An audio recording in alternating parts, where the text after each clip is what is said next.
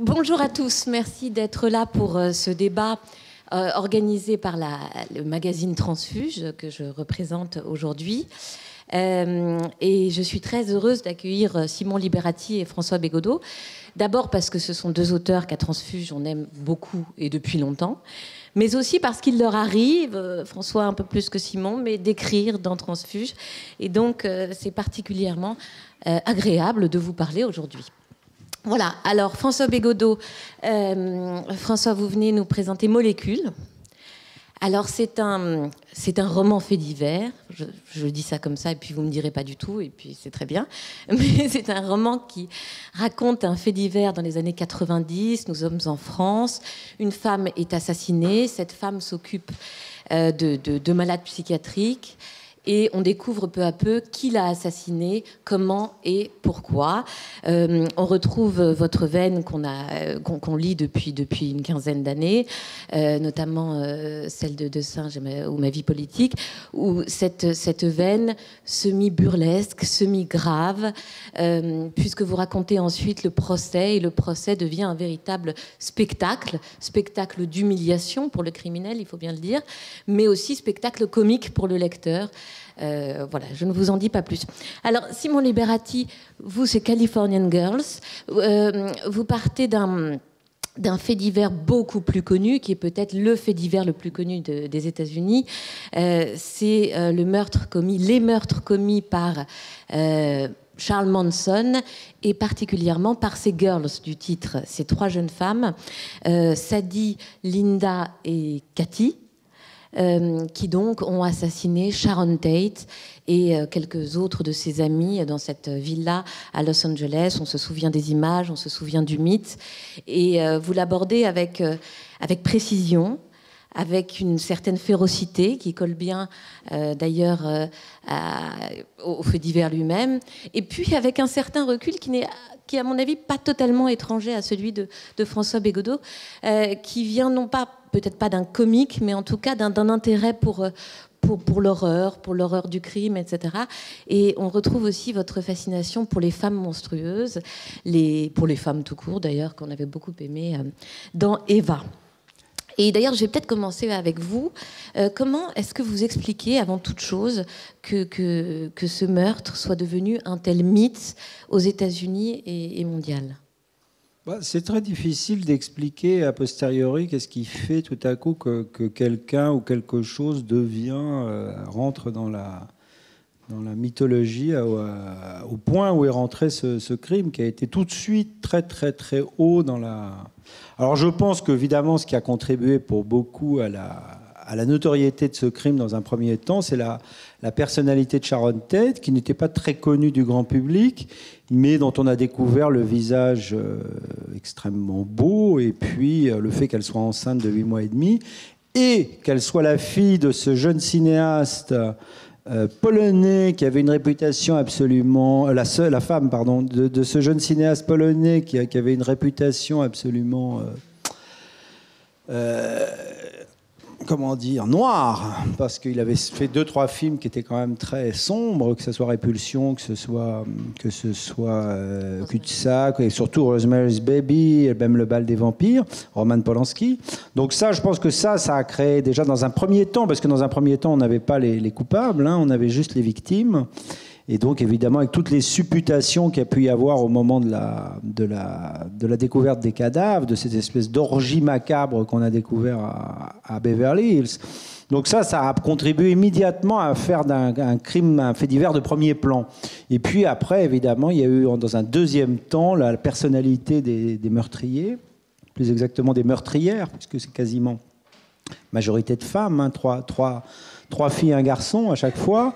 Pas les mêmes filles à chaque fois. Il y a eu 2 séries de meurtres. Il y a eu une première attaque qui a eu lieu chez Sharon Tate, chez Polanski, et une deuxième attaque le lendemain chez un couple plus calme, qui étaient les LaBianca, qui étaient des propriétaires de commerce. Mais bon, voilà. Donc je pense que la personnalité de Sharon Tate, et ensuite, alors quand on a découvert ces jeunes filles droguées, ricanant, avec des soucis de tenue vestimentaire incessants, changeant de tenue à chaque audience, et le gourou derrière, qui était cette espèce de Christ noir, avec sa tête de diable et son sourcil en l'air sur la couverture de Life Magazine.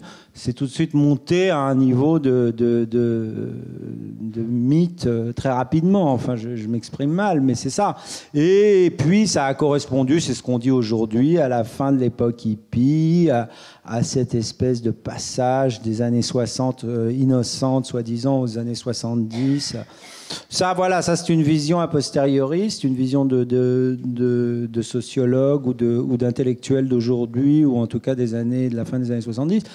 La vérité, c'est que c'était pour les journalistes, c'était une matière extraordinaire. Il y avait une femme sublime, enceinte, assassinée, avec un réalisateur qui venait de faire Rosemary's Baby sur une femme enceinte du diable. Les gens confondaient l'actrice de Rosemary's Baby, croyaient que c'était la même qui avait été assassinée. Enfin, donc il y avait cette part de sensationnel qui a fait que c'est monté très haut. C'est pas le fait divers, vous disiez le fait divers, c'est un des grands faits divers. L'Amérique étant quand même le plus grand producteur de faits divers. C'est une spécialité locale. Nous, on a la Belgique un peu aussi, mais l'Amérique est très, très forte pour ça. Donc voilà, donc c'est ça. Ce cocktail a fait la notoriété du crime. Vous, François, vous n'êtes pas du tout parti d'un mythe, parce que c'est un fait divers on ne peut pas dire que ce soit un crime d'époque, si? Il est bien situé dans son époque, mais oui, non, c'est pas. J'en fais pas du tout, en tout cas dans le livre, un symptôme d'époque. C'est pas du tout mon projet, même si c'est le projet que je peux apprécier dans le livre de Simon.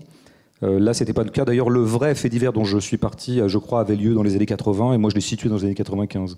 En tout cas, de 95 à 2005, puisque le livre, comme ça, s'étire sur 10 ans. Donc, non, c'était pas mon propos. J'ai l'impression que le livre... Dieu sait si je considère qu'en général, les gens appartiennent à une époque, en tout cas, sont très largement déterminés par leur temps, leur situation sociologique, par exemple. Autant là, j'ai peut-être mis un tout petit peu en veilleuse cette fibre-là chez moi pour traiter de... ce qui m'intéressait, c'était les affects, quoi. C'est-à-dire que... Qu'est-ce qui est intéressant dans un fait divers, c'est que c'est un précipité d'affect. C'est une condensation d'affect, une compression. Et donc, quand on s'intéresse à la vie affective des gens, ce que j'entends par affect, c'est l'ensemble des puissances qui peuvent vous traverser, hein, des sentiments, des sensations, et même des idées, des pensées. Tout ça, je le mets dans la vie affective. Et c'est vrai qu'un fait divers met à nu des affects qui peuvent être parfois plus mis sous le boisseau dans la vie courante, dans la vie ordinaire. Là, il se déploie à nu...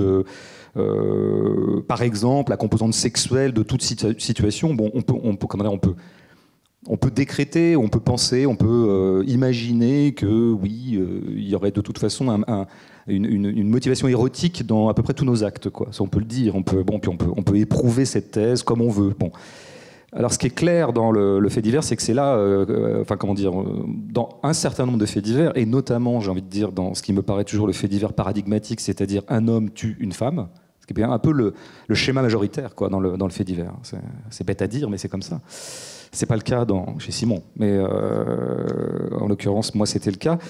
Et il se trouve que la composante sexuelle de ce crime, tel que je l'avais appréhendé, voilà, j'avais découvert ça par une documentation, était là explicite. Elle n'était pas métaphorique, elle n'était pas symptomatique, elle était là immédiatement. Donc je trouvais qu'il y avait comme ça une espèce de quintessence du fait divers de cette anecdote que j'avais découverte il y a une dizaine d'années maintenant.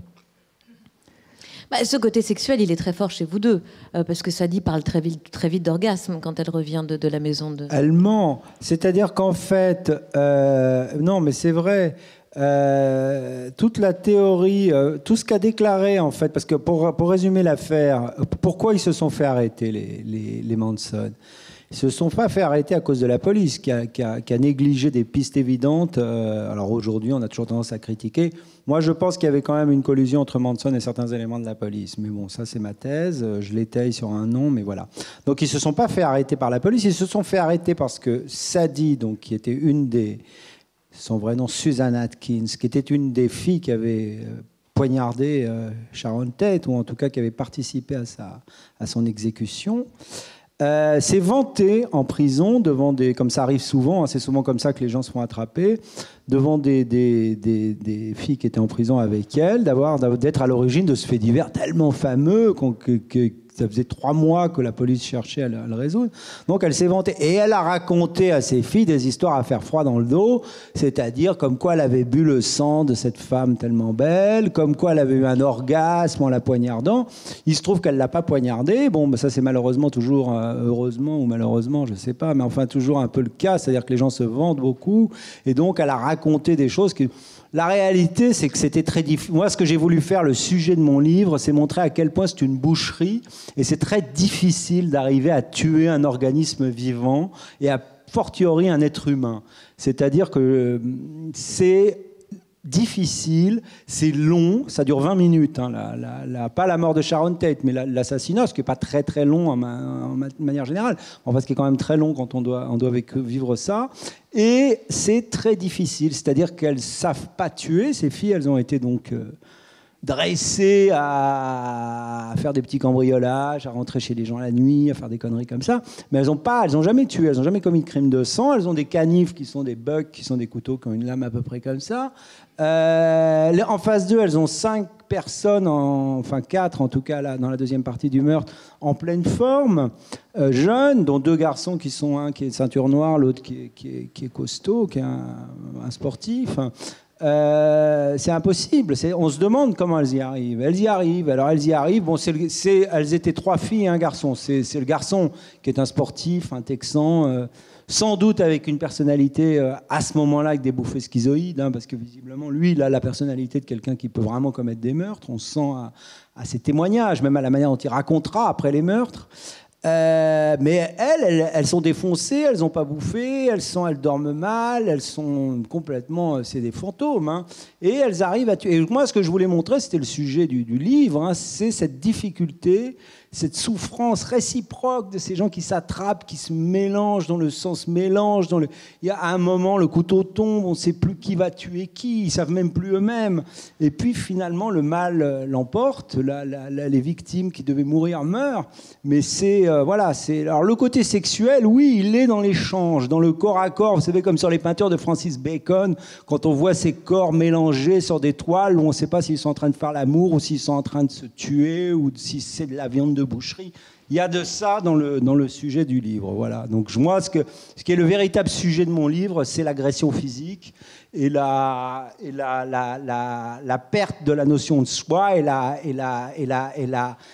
la violente pénétration de l'espace de l'autre et tout ce qui s'ensuit et la manière dont finalement voilà, ça c'est le sujet. Donc c'est pas l'érotisme de la situation, ça va bien au-delà. Enfin pour moi, même si on garde les théories de Georges Bataille en tête, ça va bien au-delà de ça, quoi. C'est une question de vie ou de mort et c'est très très violent. Chez vous, François, c'est-à-dire que, puisque vous parlez de sexualité, c'est l'obsession du criminel, c'est-à-dire que c'est un criminel, mais en même temps c'est un homme comme vous et moi, et il est happé par une obsession qu'il dépasse. Oui, c'est marrant parce que vous et moi a été un de mes titres provisoires. Non, mais c'est marrant. Non, mais pour de vrai. Oui, moi je parlais de sexualité au sens le mobile, non pas l'acte lui-même. Ça, effectivement, on pourrait réfléchir. Est-ce qu'il y a une composante sexuelle dans l'acte lui-même avec une espèce d'indissociation, comme chez Bacon, etc. Moi, c'est vraiment le mobile là que j'ai pas inventé. Hein, là, pour le coup, c'est une des rares choses que j'ai retenues du fait divers réel que j'avais découvert. C'est que son mobile est sexuel. J'en dis pas beaucoup plus, hein, parce qu'il y a un effet de surprise quand même un peu dans le livre. De ce point de vue-là, je peux pas préciser. Mais donc c'était littéral, quoi. Je veux dire, c'est pas une rêverie d'écrivain, quoi. Hein. C'était presque un des faits avérés. En tout cas, tel que le criminel lui-même parlait de sa motivation, hein, de sa pulsion pour aller agresser cette femme, puisqu'il y a doute aussi sur le fait qu'il ait prémédité son crime et qu'il voulait que ce soit un crime. Et j'aimais bien cette béance, parce que dans cette incertitude-là, il y a de l'écriture possible, quoi. On peut faire trembler le livre parce qu'on ne saura jamais vraiment si ce monsieur voulait tuer. Et ce qui m'intéresse aussi, c'est que lui-même ne sait pas vraiment. Alors ça, c'est une des choses qui irait dans le sens de la question. Ce qui peut m'intéresser beaucoup dans le fait divers, mais comme dans d'autres situations de vie, mais par exemple dans le fait divers, c'est qu'à ce moment-là, les gens, sans aller forcément dans la bouffée schizoïde, par exemple, hein, où là vraiment on a une espèce de pathologie avérée, mais les gens, pour une part, ne s'appartiennent plus. C'est-à-dire, pour une part, sont plus que jamais agis plutôt qu'agissants. C'est pour ça que j'aime pas beaucoup, moi, ça m'intéresse pas beaucoup. Les serial killers, qui sont des espèces de grands démiurges, tels que le cinéma les a peints depuis une vingtaine d'années, ou la littérature parfois, qui sont des espèces de scénaristes hyper maîtrisés du crime, m'intéressent pas beaucoup. D'ailleurs, je crois que c'est relativement invraisemblable, ce genre de choses. Ça ne se vérifie pas plus que ça quand on regarde les vrais faits. Mais ce qui peut m'intéresser beaucoup, c'est comment un criminel lui-même est agi par quelque chose. Ce qui, évidemment, pose un problème quant à sa responsabilité. Parce que forcément, ça fait trembler après le système judiciaire qui consiste quand même à désigner un coupable à un moment. C'est-à-dire que désigner un coupable, c'est quand même postuler qu'il a été coïncident à son acte, qu'il y avait quelque chose comme l'exercice d'un libre arbitre qui a fait qu'il a tué. D'ailleurs, souvent, des accusés sont disculpés, en tout cas on les envoie non pas en prison mais plutôt en hôpital psychiatrique dans la mesure où on a jugé qu'ils étaient irresponsables. C'est une notion officielle de la justice, l'irresponsabilité. Donc quand on condamne quelqu'un, ça veut dire qu'on postule sa responsabilité. Qu'est-ce qu'on entend par responsabilité? C'est qu'il s'appartenait au moment où il a fait ce qu'il a fait. Il l'a fait, j'allais presque dire, en toute conscience, même si cette expression est évidemment trop excessive pour être juste. Mais alors moi, ce qui vraiment peut m'intéresser dans certains faits divers, c'est ça. C'est quand je sens quand même que les gens qui sont les parties prenantes de ce fait divers, que ce soit évidemment les victimes, mais aussi les coupables, ne s'appartiennent pas, ou en tout cas ne font pas exactement, enfin, ne savent pas exactement ce qu'ils font et ce qu'ils ont fait.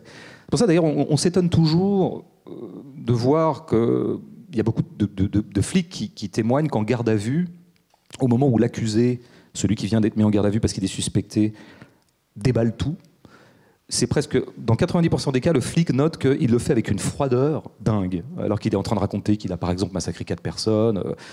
Il le fait avec une froideur dingue. Et c'est aussi ce qui apparaîtra souvent dans les tribunaux. Vous regardez tous les comptes rendus de tribunaux où vous faites les micro-trottoirs à la sortie des procès quand ils sont recensés par la télé. À chaque fois, les familles des victimes sont déçues parce qu'elles voulaient que l'accusé montre du remords ou en tout cas montre de l'émotion par rapport à ce qu'il avait fait. Et en général, il n'en montre pas. C'est pour ça que tous les procès sont frustrants en général. Ils laissent tout le monde malheureux. Oui, parce que je crois que j'ai pas de clé là-dessus, mais mon intuition est que mais comment voudriez-vous qu'il ressente du remords pour un acte qu'il considère comme n'avoir pas commis, n'avoir pas véritablement commis? Je ne dis pas ça du tout pour le dédouaner, le disculper, je ne suis pas là-dedans, mais...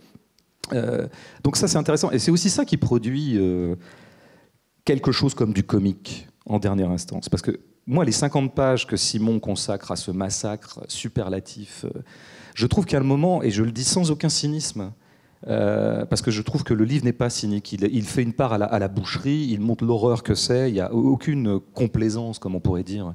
Mais il y a un moment où c'est drôle quand même, ces pages. Alors c'est sans doute un rire nerveux, c'est sans doute un rire exutoire, etc. etc.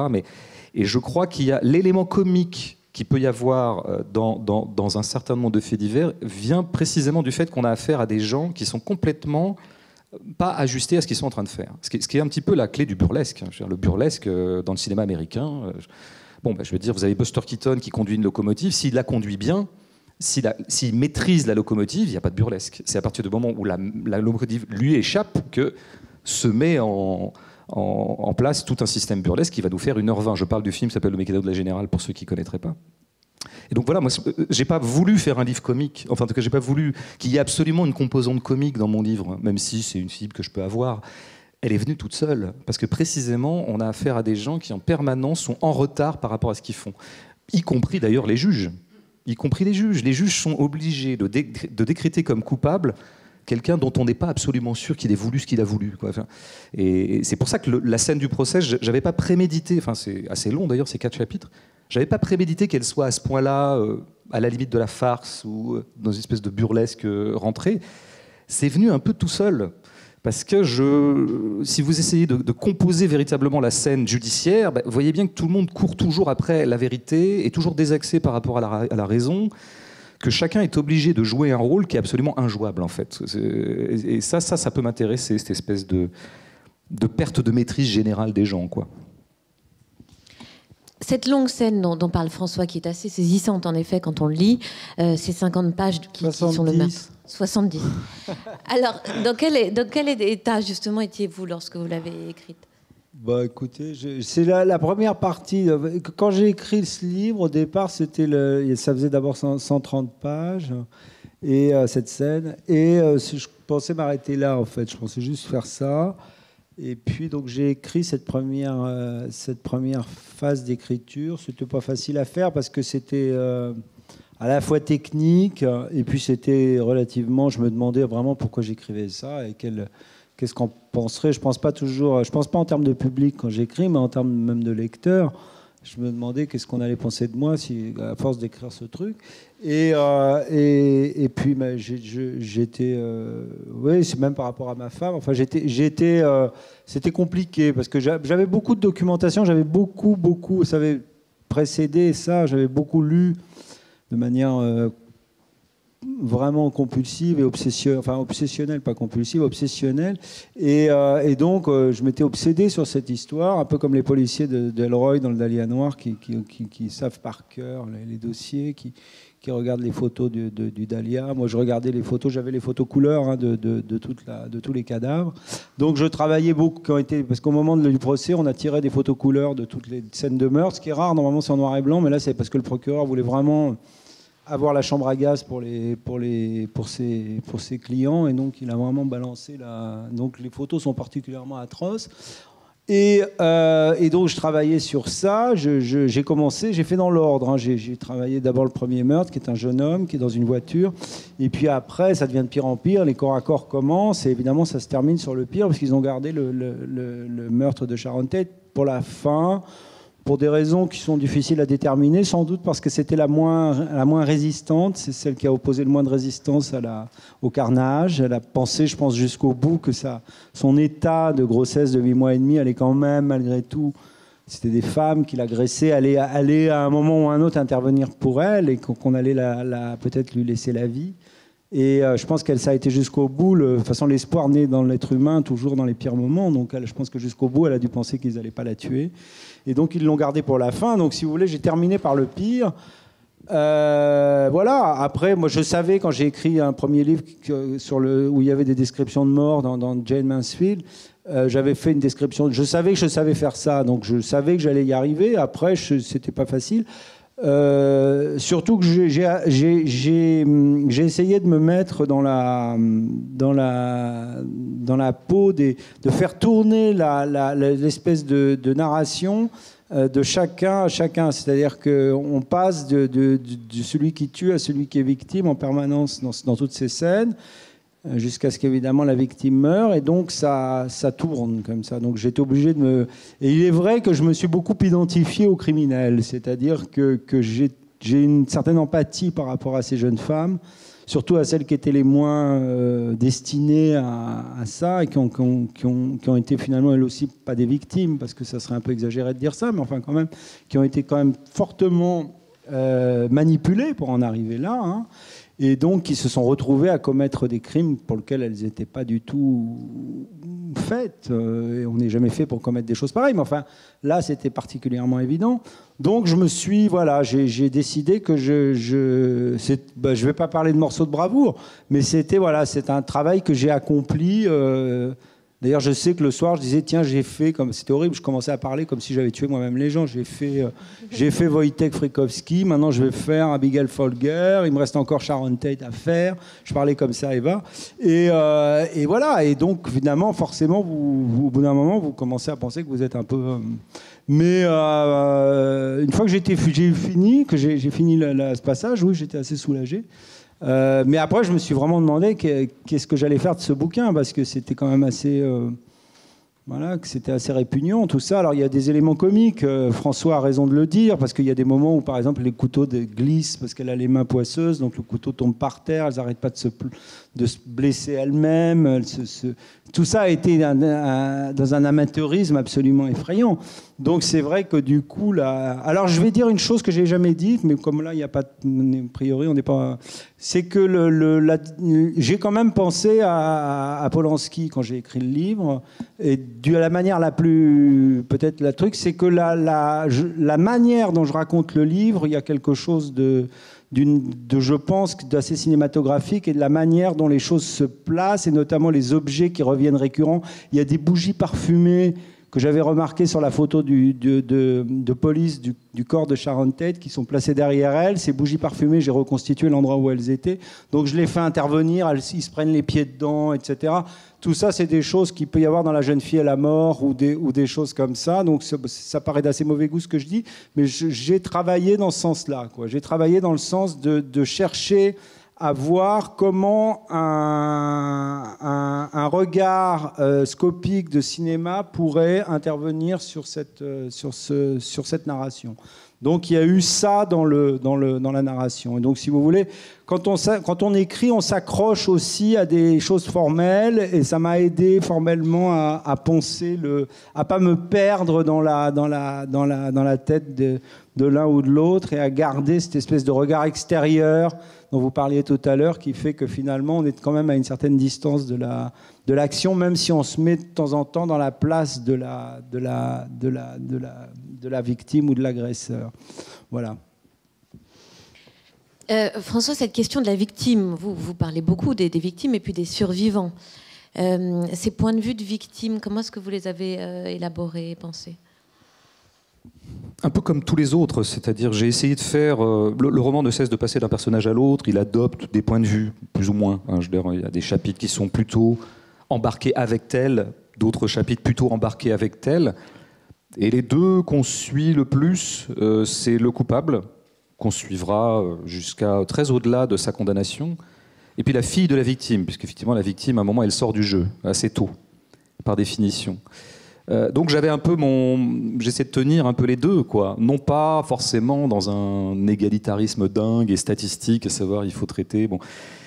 Mais j'aime assez, si vous voulez, que les institutions aient besoin, par exemple l'institution judiciaire, ou l'État, ou une société, ait besoin de distinguer entre des coupables et des victimes. Même dans mes moments de grand anarchisme pur, je veux bien l'admettre. Que la littérature fasse redondance par rapport à ce clivage-là, ça me paraît toujours un peu douteux. C'est ça qui me frappait un peu quand je lisais des romans policiers avant d'écrire ce livre. Je voulais en lire quelques-uns comme ça pour voir un peu, tiens, comment ça marche, qu'est-ce qu'ils font. J'avais pris un peu au hasard.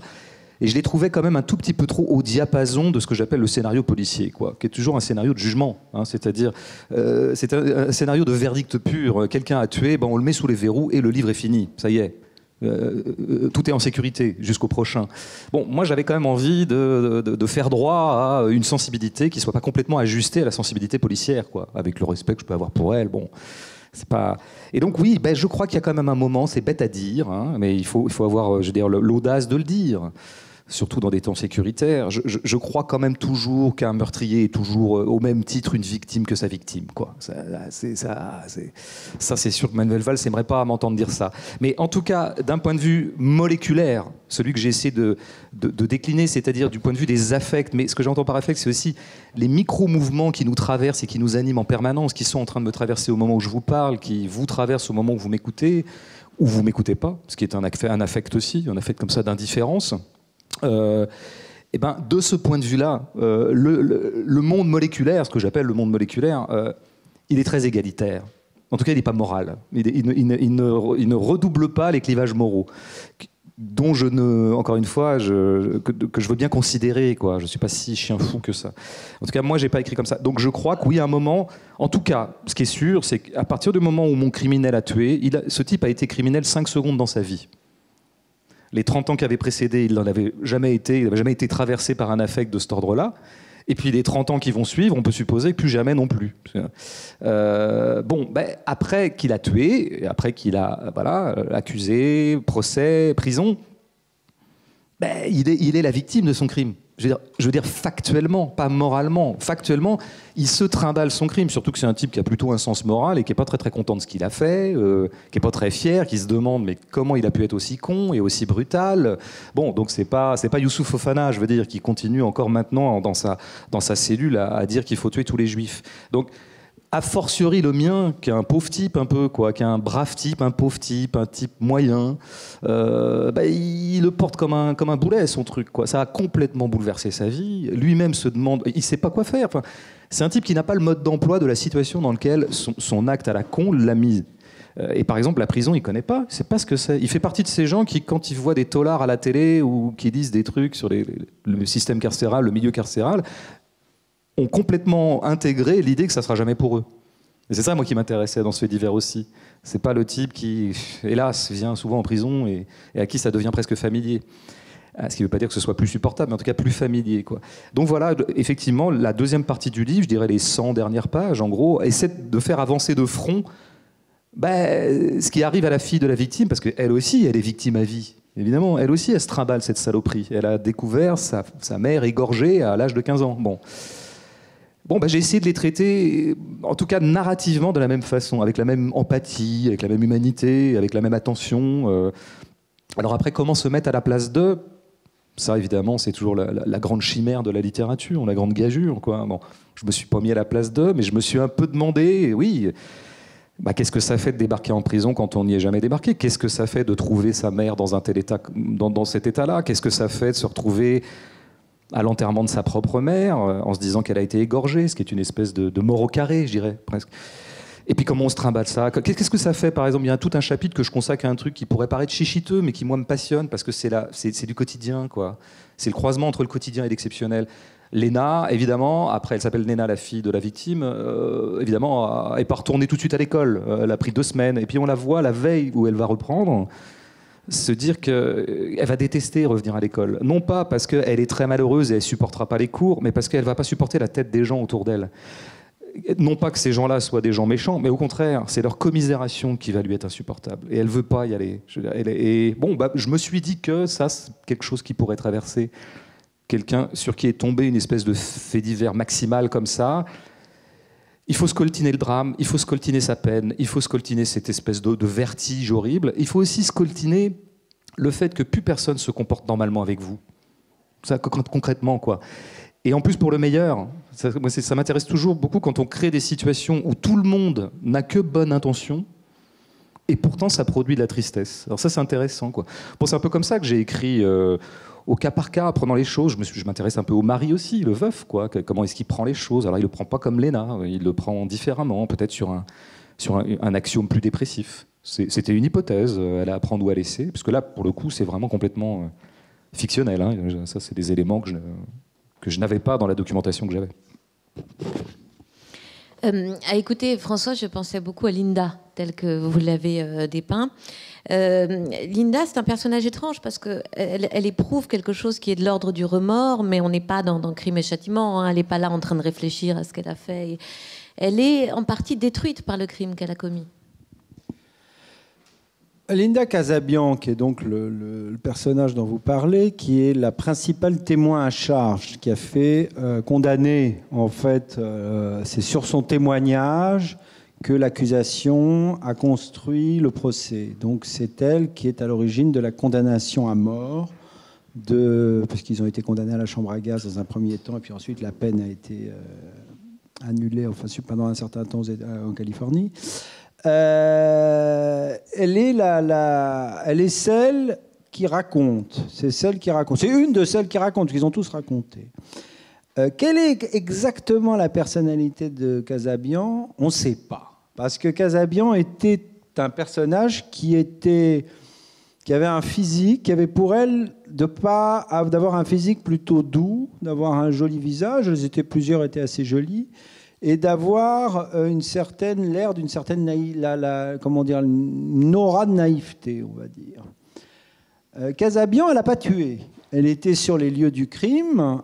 Elle a accompagné dans un premier voyage la voiture, la Ford Fairlane du crime, avec les gens dedans. Elle a attendu dehors. Elle n'a pas participé au meurtre de Sharon Tate. Elle n'a pas dénoncé non plus le meurtre de Sharon Tate, alors qu'elle aurait pu. Elle avait une petite fille qui venait de naître, qui était dans la famille. La famille, c'était donc une secte, n'est-ce pas, hein, replaçons les choses. Et donc, la petite fille était élevée avec les autres enfants. Donc, évidemment, elle a dit au tribunal que si elle n'était pas partie, si elle n'avait pas dénoncé l'affaire Tate, c'est parce qu'il y avait sa petite fille qui était entre les mains de Manson. Est-ce vrai, est-ce faux ? On ne sait pas, parce qu'après, elle est partie en laissant la petite fille 2 jours après. Alors peut-être parce qu'elle avait vraiment dépassé un certain niveau d'horreur, parce qu'elle a de nouveau servi de chauffeur la 2e nuit. Donc Casabian, elle est mouillée dans les crimes, elle est gravement mouillée, elle aurait pu être condamnée comme les autres, puisque une d'entre elles, qui est toujours en prison aujourd'hui, Leslie Van Hout, elle n'a tué personne, hein. Elle a planté son couteau dans la jambe d'une femme qui était sans doute déjà morte. Donc, si vous voulez, Casabian, elle est innocente, mais elle n'est pas innocente non plus. Elle est celle qui va parler, elle est celle qui va accuser les autres. Donc, c'est aussi un peu le Judas de la bande. Elle a eu une vie après ce crime, et j'en parle pas du tout dans le livre, puisque le livre est vraiment fixé sur les 36 heures des meurtres, qui n'a pas du tout été une vie exemplaire, contrairement aux autres, qui, quand elles ont été condamnées, sont devenues des apôtres, qui ont aidé les jeunes criminels qui se faisaient arrêter à se réinsérer, qui n'ont jamais démenti de cette position de moralité et regretté publiquement leurs crimes, à part Manson.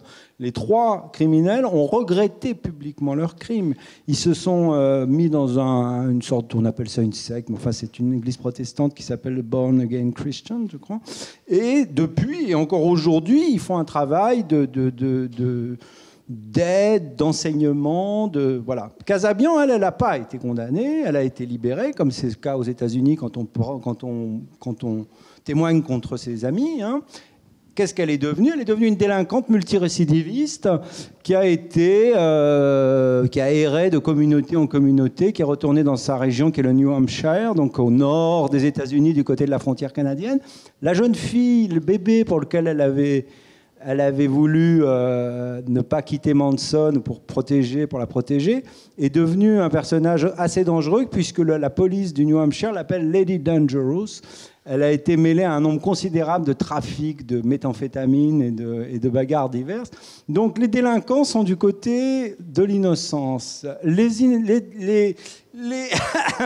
L'innocence est passée, vous voyez ce que je veux dire? Donc c'est très compliqué. Donc moi je me suis servi de la personnalité de Linda dans la narration.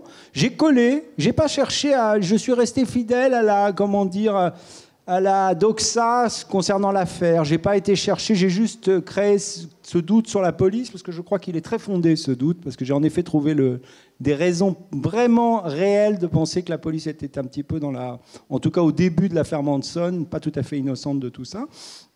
Mais par contre, Casabian, j'ai collé à son personnage qui est en effet cette prise de conscience qu'elle a racontée, qui doit être vraie, mais qui, à mon avis, n'est pas vraie que pour elle. C'est-à-dire parce que qu'est-ce qui s'est passé pendant... Je me complique un peu les choses, mais pendant le procès, toutes les filles sont devenues les poupées de Manson. Elles ont joué un show pendant les procès qui a duré quelques mois, qui a été absolument extravagant, qui a été retransmis par toutes les télévisions, où elles allaient en riant au procès, elles se moquaient des témoins, elles menaçaient ouvertement Casabian. Il y en a une qui a volé les papiers du procureur. Donc elles ont cherché à aller à la mort à tout prix pour accompagner Manson, parce que Manson voulait qu'elle vienne avec lui. Donc, si vous voulez, l'ambiguïté de l'histoire, elle est là. C'est-à-dire que ces filles qui tuent, comme le disait François, sont aliénées dans une certaine mesure quand elles commettent le crime. En partie, elles sont tout de suite le sentiment de leur culpabilité, en tout cas au moins 2 d'entre elles. Et celle qui a passé pour l'innocente, on ne sait pas trop exactement dans quelle mesure elle est innocente par opportunisme, c'est-à-dire pour se sortir de l'affaire et s'en tirer, ce qu'on peut comprendre puisqu'elle n'a pas tué.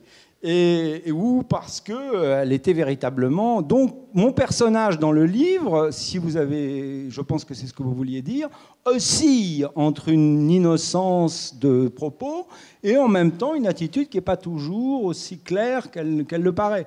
Donc, le problème de la culpabilité dans cette histoire est très diffus et confus.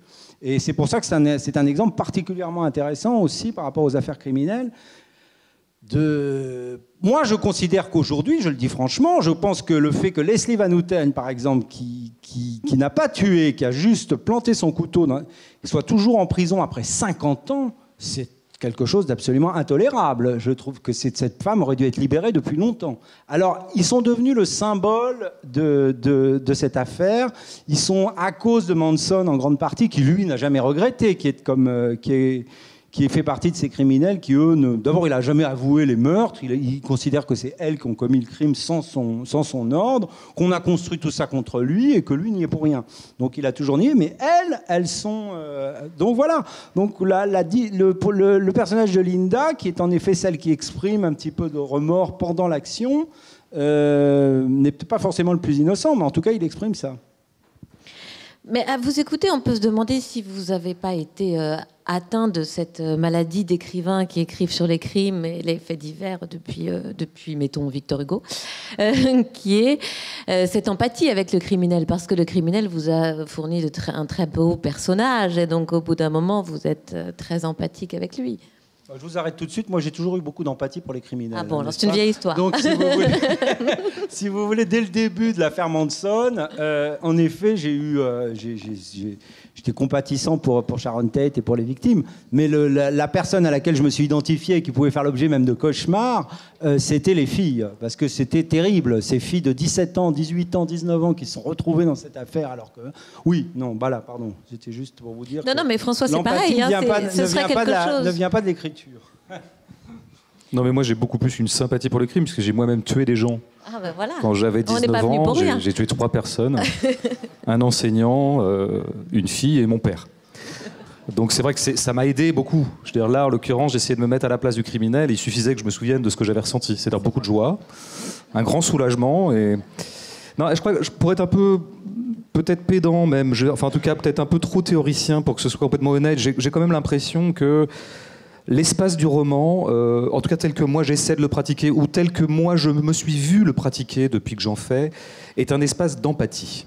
Alors l'empathie, c'est pas forcément cotonneux, doucereux et sympatoche. Hein. L'empathie ne consiste pas à livrer toutes les 3 lignes des signes de sentimentalité du personnage et d'adhésion à ce personnage qui le pauvre chouchou souffre. C'est pas ça l'empathie. Moi, mon empathie est plutôt sèche, quoi. C'est-à-dire, mais c'est de l'empathie quand même. Et c'est mon éditeur, quand il présentait le livre en juin à certains libraires, disait c'était un roman hyper empathique. Alors, je ne sais pas s'il a raison, mais en tout cas, ça m'a parlé. L'empathie, c'est un peu ce que je décrivais tout à l'heure. C'est-à-dire essayer de comprendre de l'intérieur comment ça marche. Faire un bout de route avec. C'est une empathie, je dirais, qui n'est pas forcément morale, qui n'est pas forcément d'adhésion sentimentale, genre je trouve mon criminel absolument sympathique, tout ça. C'est pas ça. En tout cas, je passe du temps avec lui et je passe beaucoup de temps dans ma tête à me demander, tiens, comment est-ce qu'il réagirait là? Qu'est-ce qui lui est arrivé après? Comment est-ce qu'il a, disons, accusé, c'est le cas de le dire, par un retournement, accusé tout ce qui lui est arrivé, tout ce qui lui est tombé dessus, parce que ça lui est tombé dessus. Quelque culpabilité qui a été la sienne, je veux dire. Donc oui, moi je ne sais pas si je suis fasciné par les criminels, je ne sais pas si je me sens une sympathie pour eux, pas vraiment, je ne dirais pas comme Simon de ce point de vue-là, pas plus que d'autres gens, je les aime pas plus que d'autres, mais en revanche, en tant que romancier, s'il y a un criminel qui passe dans mes romans, alors c'est sûr que là, je ne passerai pas ma vie à sursignifier au lecteur que, attention, nous sommes bien d'accord que c'est un méchant. Je crois que la littérature, elle n'a pas grand-chose, elle n'a pas... Comment dire, elle s'alourdit beaucoup à se compromettre avec ce genre de précautions locutoires. Je veux dire, qu'il faut un peu présupposer. Il ne faut pas prendre son lecteur pour un con. Il faut le présupposer, en l'occurrence assez intelligent sur un truc. C'est pas parce que je vais passer 100 pages avec un criminel et que je vais essayer de décrire par le menu son crime comme l'a fait Simon ou son destin comme je l'ai fait que ça vaut adhésion, que ça vaut modèle. Je veux dire que ah là, ce type est un héros et c'est magnifique. Bon, non, on est au-delà de ça quand on écrit. On est juste, on essaie d'être juste, on essaie d'être intéressant, d'être intense, drôle, émouvant. On essaie d'être juste aussi, quoi. Et ça, c'est une question qui est largement par-delà bien et mal, si je puis dire. Donc moi, je me sens pas du tout fasciné par ces choses-là. Je suis pas du tout fasciné par l'horreur. L'horreur me dégoûte. Je suis trouillard. J'aimerais pas que ça m'arrive. Je sens quand je sens qu'on va m'envoyer un pain dans la gueule, je suis plutôt du genre à courir et appeler les flics. Donc vraiment, je n'ai aucune sorte de fascination morbide de cet ordre-là. En revanche, le fait criminel me passionne comme un fait humain. Comme me passionne le fait amoureux, comme me passionne le fait sexuel, comme me passionne le fait politique. Il y a des crimes dans le vivant. Et la littérature, effectivement, a beaucoup pris en charge ça, et en quoi elle a fait son boulot, quoi. Je vais vous laisser la parole parce qu'il n'y a pas que moi qui pose des questions dans cette salle. Donc, on a encore 5 minutes. Donc, si vous avez quelques questions pour l'un, l'autre ou les deux écrivains présents, n'hésitez pas.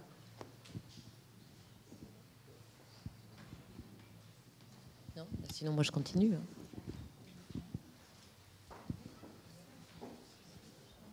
Ah. Monsieur au fond.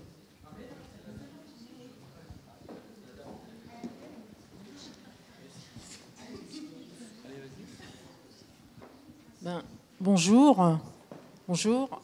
Je voulais m'adresser à Monsieur Bégodeau, François Bégodeau, dont j'ai lu plusieurs de ses livres, qui sont très bien. Quelle perte de temps, mais vraiment. Vous avez vraiment que ça à foutre, quoi. Des tellement meilleurs livres, madame. Dont préféré La blessure, la vraie. Voilà, je voulais savoir si, après avoir écrit Molécules, vous vous êtes inspiré d'un fait réel. Je voulais savoir si la famille était rentrée en contact avec vous après la publication de ce bouquin. Merci. Oui, c'est-à-dire qu'ils m'ont envoyé un procès verbal, et donc on se verra devant les tribunaux. Non, pas du tout, parce que j'ai...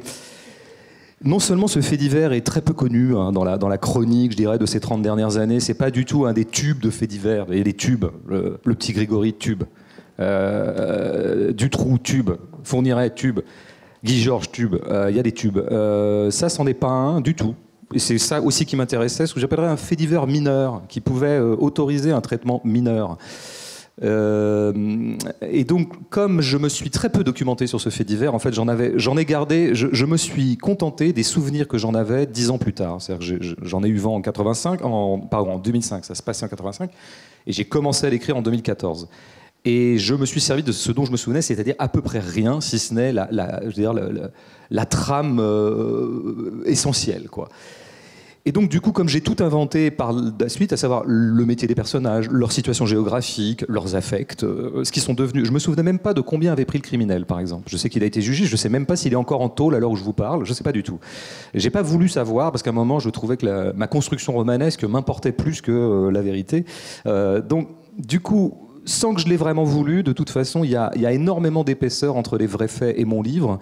Et donc, si jamais il y a des survivants de cette affaire-là, le criminel lui-même, peut-être que des parents de la victime de l'époque, d'abord, petit A, est-ce qu'ils auront vent de ce livre? Bon, le livre n'est pas non plus pas une telle visibilité qu'on peut absolument parier sur le fait qu'ils en auront vent. Deuxièmement, est-ce qu'ils le reconnaîtront? J'en suis même pas sûr. En tout cas, s'ils m'écoutaient en parler là maintenant, tout ce que j'ai pu dire aujourd'hui, je ne suis pas sûr qu'ils reconnaîtraient le fait divers en question, parce que ma foi, un homme tue une femme, j'en ai pas dit beaucoup plus. Bon, égorgé, bon, ça arrive souvent, hein. Donc voilà, donc a priori, je pense que j'aurais pas de problème avec la famille, quoi. En tout cas, je me suis démerdé pour. Mais en plus, c'est vrai que j'ai systématisé le masquage, la dissimulation. Peut-être aussi parce que je suis pas encore complètement en paix. Ça, je pense que là-dessus, Simon a des choses à dire. Avec le fait d'embarquer des vrais gens dans une construction romanesque. Je l'ai fait pourtant, j'ai fait des livres qui croisaient des vraies vies, avec leur autorisation parfois et parfois sans. Et je crois que j'ai jamais été injuste ou insultant avec qui que ce soit dans mes livres comme ça que j'aurais convoqué réellement. Je pense avoir toujours été un peu délicat, mais je sais à quel point c'est toujours violent de se retrouver dans un livre. Même si le traitement qui est fait de vous est plutôt empathique, plutôt délicat. Je crois qu'il y a quelque chose toujours comme une prise d'otage. Et c'est une vraie question, hein. C'est une vieille question qui parfois finit devant les tribunaux. De plus en plus, d'ailleurs, depuis quelques années, il y a une tendance comme ça. La littérature est de moins en moins impunie, je dirais. Voilà, c'est intéressant comme sujet, quoi. Est-ce qu'on peut tout se permettre, etc., etc., notamment avec des vrais gens. Et moi, j'aurais plutôt tendance. Mon premier réflexe serait de dire, mais oui, la littérature doit être une zone de pure liberté. Le romancier est souverain. Ben en fait non, il y a quelque chose qui s'active en moi et qui va contre ça, qui fait que je m'arme plutôt de précautions quand il s'agit de convoquer du réel dans ma petite cuisine, quoi. Parce que, je termine là-dessus, je pense toujours qu'un romancier est toujours un peu une espèce de monarque sans contestation, sans contre-pouvoir. Et je trouve toujours un tout petit peu, disons, une espèce d'abus de pouvoir que de convoquer dans votre livre des gens qui ne peuvent pas se défendre. Si ce n'est ensuite devant les tribunaux, mais le mal est fait, j'ai envie de dire. Oh bah moi je sais pas, non, moi ça je peux rien dire là-dessus, parce que moi j'ai été attaqué dans le dernier bouquin par une sorcière. J'y pensais. dont je ne regrette absolument aucun mot que j'ai écrit sur elle, et encore j'ai été gentil. Quant à l'affaire Sharon Tate, ce sont des faits objectifs. Je pense pas avoir porté atteinte à la mémoire des victimes en décrivant la manière dont ils sont morts, puisque de toute façon, aujourd'hui, ce genre de secret-là... Voilà, c'est une affaire qui a eu tellement de retentissement que voilà. Et puis bon, de toute façon, je crois malheureusement, me connaissant, que si quelque chose m'intéresse ou m'excite, on va dire, m'excite intellectuellement, j'irai sans aucun scrupule. Et puis je verrai après si ça crée des problèmes. Mais sur le moment, je peux pas me retenir. Donc voilà. Sur cette conclusion éminemment morale, merci à vous deux. Est-ce qu'on vous retrouve pour la signature tout de suite sous la tente ? Oui, absolument. Oui, Voilà. on y sera. Merci. Merci. Merci.